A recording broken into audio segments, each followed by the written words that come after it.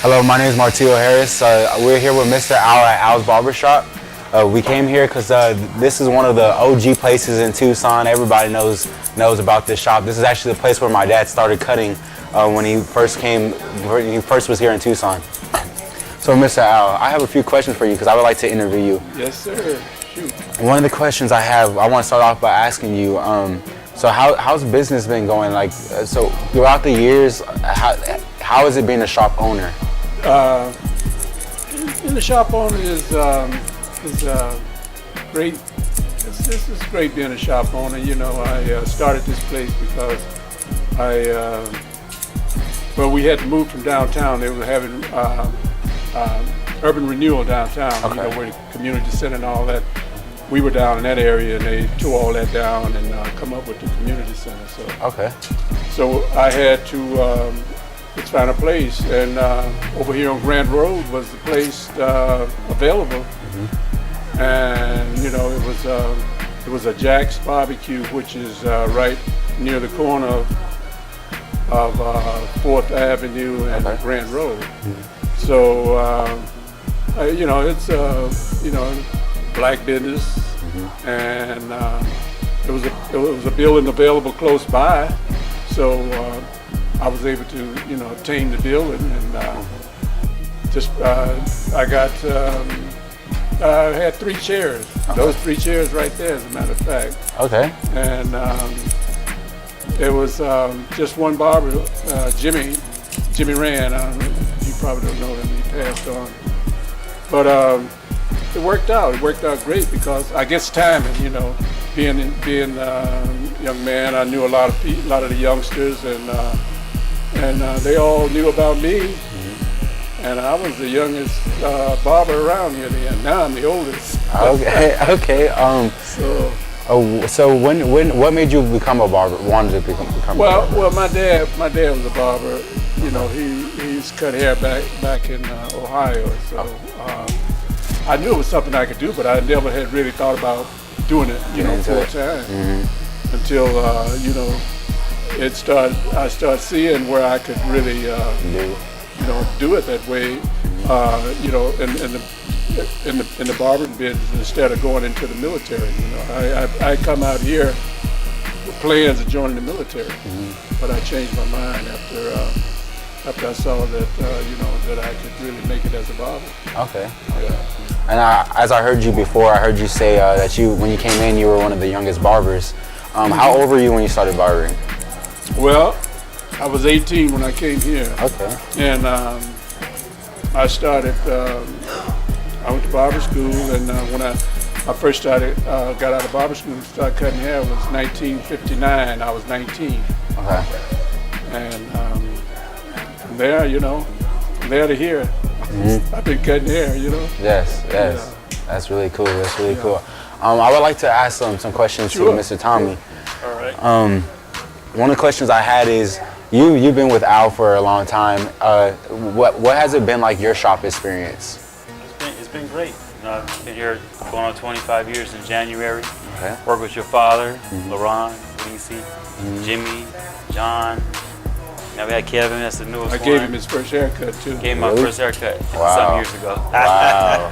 Wow. So I've been here my whole life. You know, so I've seen the shop go through a lot of changes from the regular haircuts to Jerry curl to now me working here. You know, I got here through this place for the work, so I love what I do. I love people. Okay. Okay. So, and how long have you been cutting for? It'll be 25 years in January. Okay. Okay. 25 years. I started in 1990, but I get my license till 93. Okay, okay. What made you want to become a barber? Well, I was coming here just like anybody else. I was getting laid off from my job, so I wanted to make a career change, like people, and it was just made a change. That's how my change came about. Okay, okay, yeah. Cut hair ever since. That's real interesting. I like that. I like that. Well, going back to when my dad was working here, what type of young man was he when he was here? Your dad's a smart young man. Tio used to come by. He used to come by and sit right over there, and and pick up, because the barber schools here, the instructors, they didn't know, a whole lot about, cutting black hair. We had barber schools, but we didn't have, they weren't well trained in cutting black hair, Yes. I had to pick up what I could pick up from here and there, Yes. And so he used to come by and sit over there on, after he would finish school, because we would still be working late in the evening. Okay. And he'd sit around and, you pick up a lot by just sitting around watching barbers work. And that was smart on his part, because, he became a good barber. Oh, yeah. That's cool. Was he a big troublemaker, or was he just chill? Cause Tio, he was usually busy with his his things, like group and right. Back to Mad Lad and whatever, He always kept himself busy. Okay. Yes. So that was smart of him. Yeah. He didn't get in any shop He didn't get in any trouble in the shop because he respected the way I run things, and he guided himself accordingly. Can I ask you one more question? This is off topic, but have you had any trouble with state board at all? No, I had a barber. One of my barbers. I needed a barber. It was around Christmas time, and the board had met. He had taken the board. He had passed the board, but see, they used to send you your license. And I really needed some help, Yes. So I let him cut for a day. I think it might have been close to a Christmas Eve. And my man from the board came in. Oh yeah. And I was busted. That's really the only time, So I paid the fine. I needed a barber, so right. He had passed the bar. I didn't think it would, but he told me that he had to come down with the fine. Okay. That's the only trouble I ever had with the state board. Okay, that's good. Have y'all had problems with them or something? I mean, sometimes. I imagine running a school. Yeah, we every once in a while we'll have trouble with them because it's whether it'll be a paperwork issue or with them just.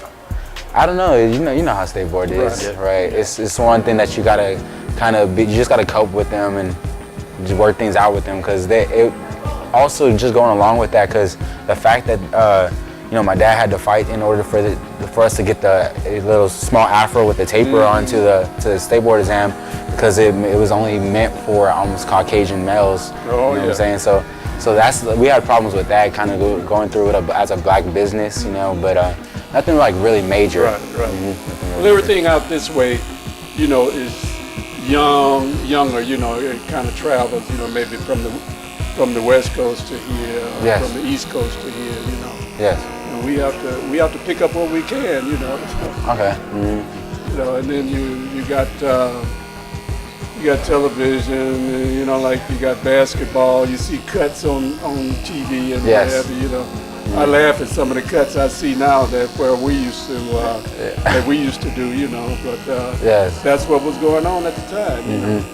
I tell you what I did was Carl Lewis, his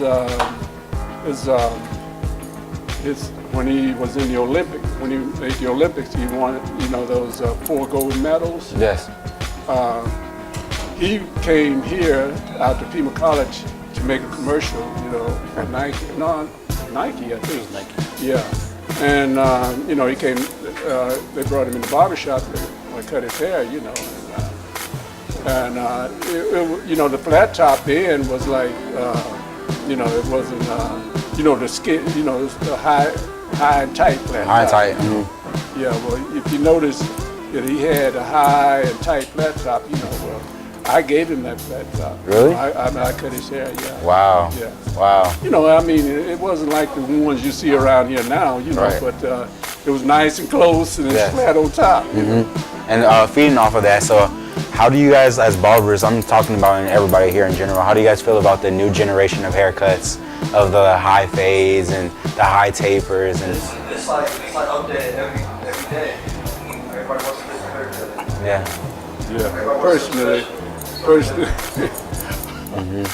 personally, I don't really like a lot of the styles Now. Yeah. I guess that's because I'm on my way out. I'm the old man's on his way out. I look at it sometimes. One time I saw all 5 guys on the basketball team. All of them had the real nappy type on top. Nappy with small low taper. Yeah, son. Yeah, so it's what's happening. So Yeah. that'll be it. Yeah. Barbers are usually really important to the community. Can you give me a crazy event or some crazy time where you had to counsel one of your clients? Well, let's see. I had a guy.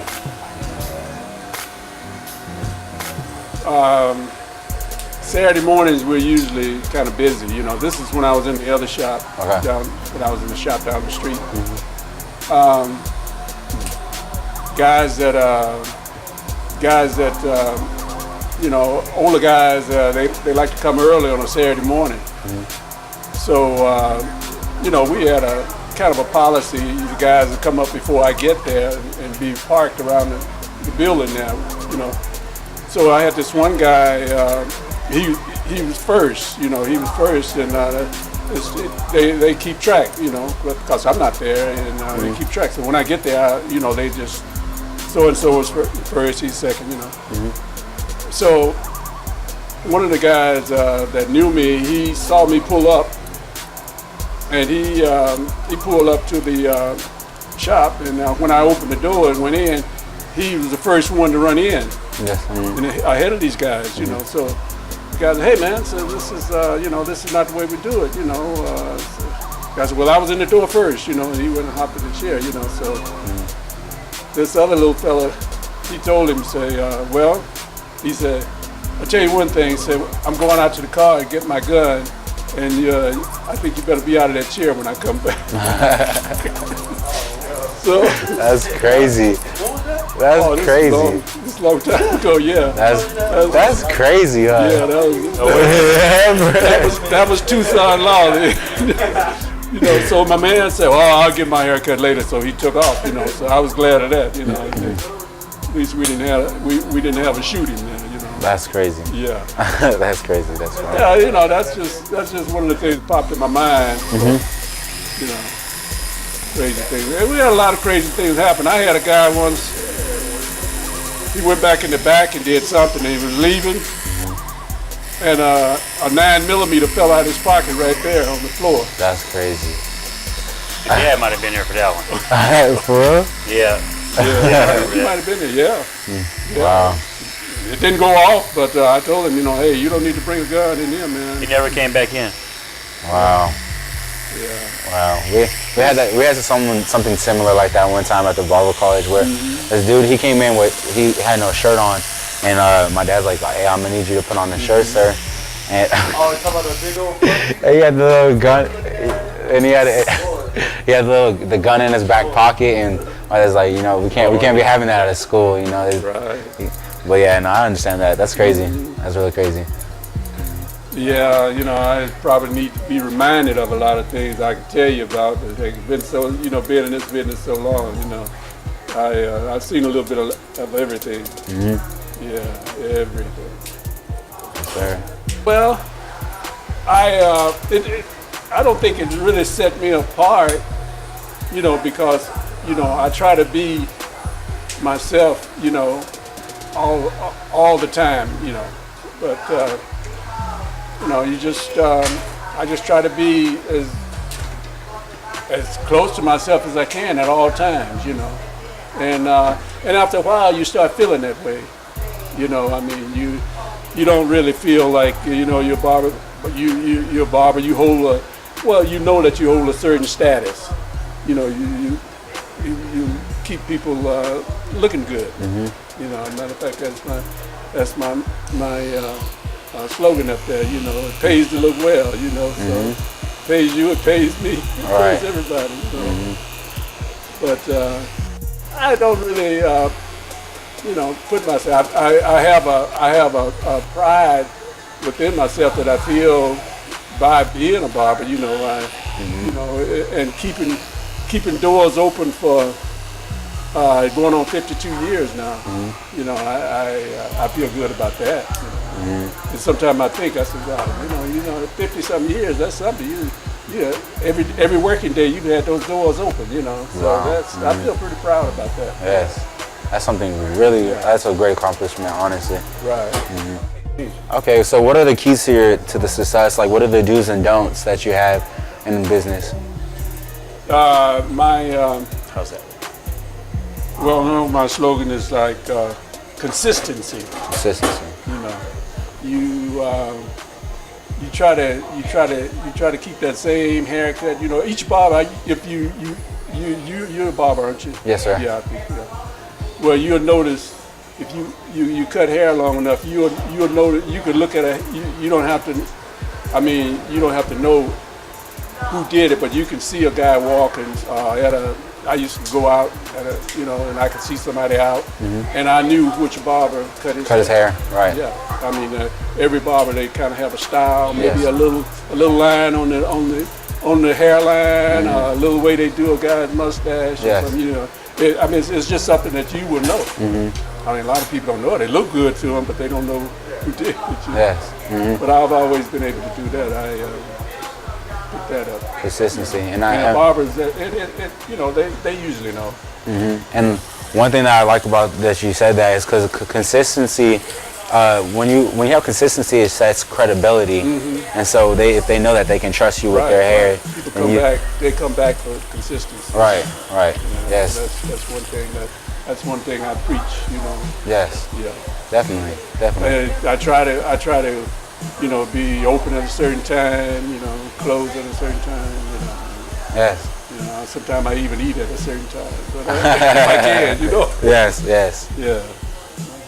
But thank you. I just want to say thank you for your time. I appreciate you guys for doing this with us. Okay, anytime. All right, thank you. Thank you. Ready for school? Yes, sir. I'm excited to go back. Okay.